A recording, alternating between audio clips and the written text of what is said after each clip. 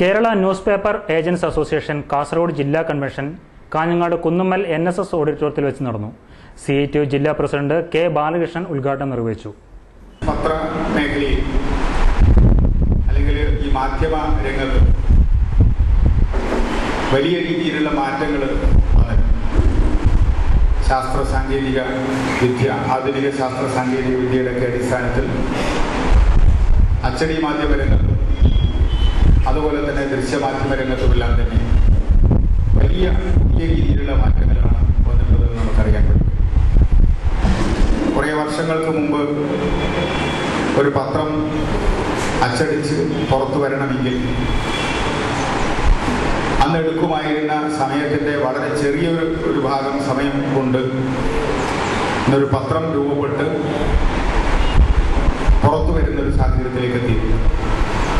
മുൻകാലങ്ങളിലൊക്കെ പത്രം അച്ചടിക്കുന്നതിന് മുമ്പായി പത്രത്തിലെ വാർത്തകൾ നിരത്തിക്കൊണ്ട് കമ്പോസ് ചെയ്തുകൊണ്ട് അതിൻ്റെ പ്രൂഫ് വായിച്ച് അത് തെറ്റുകളെല്ലാം തിരുത്തി പിന്നീടാണ് അച്ചടിക്കുന്ന ഇതിലേക്ക് പോകുന്നത്. അങ്ങനെ അച്ചടിച്ചു കഴിഞ്ഞാൽ തന്നെ അത് കെട്ടുകളാക്കി പത്ര ഏജന്റുമാരുടെ അടുത്തേക്ക് എത്തിക്കുമ്പോൾ ഒരുപാട് സമയം വേണ്ടിവരും. അതുപോലെ പത്രങ്ങൾക്ക് വാർത്തകൾ അയക്കുന്നതാണ് രീതിയും.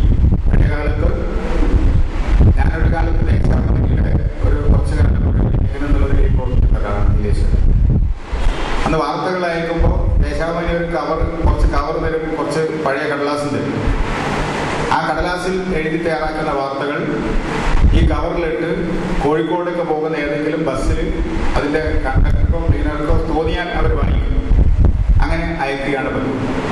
കേരളത്തിലെ പത്ര ഏജന്റുമാരുടെ പ്രശ്നങ്ങളിൽ ഇടപെടുകയും പരിഹാരത്തിന് പോരാടുകയും ചെയ്യുന്ന ഏക സംഘടനയായ കേരള ന്യൂസ് പേപ്പർ ഏജന്റ് അസോസിയേഷന്റെ സംസ്ഥാന കൺവെൻഷൻ ഡിസംബർ 26-ന് തൃശൂർ വെച്ച് നടക്കുകയാണ്.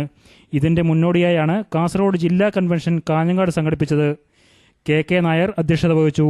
സംസ്ഥാന president K. Ashokan, joint secretary BK Subrahmanyan, Rajan Nileshwaram എന്നിവർ സംബന്ധിച്ചു.